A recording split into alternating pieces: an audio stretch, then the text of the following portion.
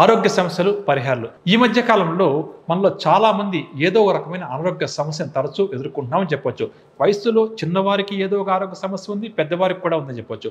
అందులో భాగంగా ముఖ్యంగా జ్యోతిష్ శాస్త్రరీత్యా ఇటువంటి దీర్ఘకాలిక అనారోగ్య సమస్యలు ఎవరినైతే బాగా పట్టి పీడిస్తున్నాయో అటువంటి వారు కానీ, లేదా తరచూ ఏదో ఒక ఆరోగ్య సమస్య వల్ల ఇబ్బంది పడుతున్నవారు కానీ జ్యోతిష్ శాస్త్రరీత్యా పాటించాల్సిన చక్కటి తేలికపాటి పరిహారం ఏంటంటే, ఏ వ్యక్తికైతే ఆరోగ్యం సరిగ్గా లేక ఇబ్బంది పడుతున్నారో ఆ వ్యక్తి చేయవచ్చు, లేదా అతని పేరు మీద నేను చెప్పబోయే పరిహారాన్ని వారి కుటుంబ సభ్యులు కూడా చేయవచ్చండి. ఎందుకంటే అతనికి ఆరోగ్యం సహకరించడం లేదు కాబట్టి కుటుంబ సభ్యులు కూడా చేయవచ్చు. ఏం చేయాలి?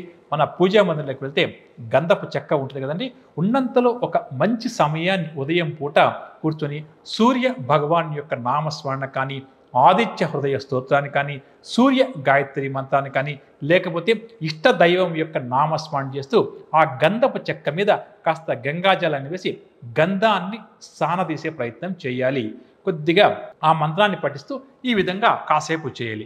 ఆ తర్వాత ఆ గంధం ఏదైతే ఉందో అది తమ ఇష్టదైవం యొక్క పాదాలకు సమర్పించి, ఏ వ్యక్తికైతే ఆరోగ్య సమస్య ఉందో, స్వామి పలానా వ్యక్తి ఈ విధంగా ఆరోగ్య సమస్యతో బాధపడతారు, ఆరోగ్య సమస్య నుంచి అతనికి విముక్తి కలగాలి, అతని ఆరోగ్యం బాగుపడాలని చెప్పి కోరుకుంటూ స్వామివారి యొక్క పాదాలకు ఆ గంధాన్ని సమర్పించాలి.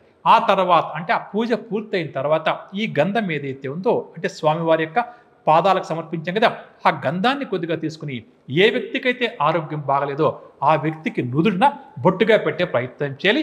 ఒకవేళ ఆ వ్యక్తి ఇలా చేసుకుంటే పూజ పూర్తయిన తర్వాత కొద్దిగా గంధాన్ని తీసుకుని తాము నుదుటిని ధరించే ప్రయత్నం చేయాలి. ఈ పరిహారాన్ని కనీసం ఒక 41 రోజుల పాటు క్రమం తప్పకుండా చేస్తే తప్పకుండా కూడా దీర్ఘకాలిక అనారోగ్య సమస్యల నుంచి బయటపడడానికి మంచి మార్గాన్ని వారికి భగవంతుడు చూపుతాడు అని చెప్పవచ్చు.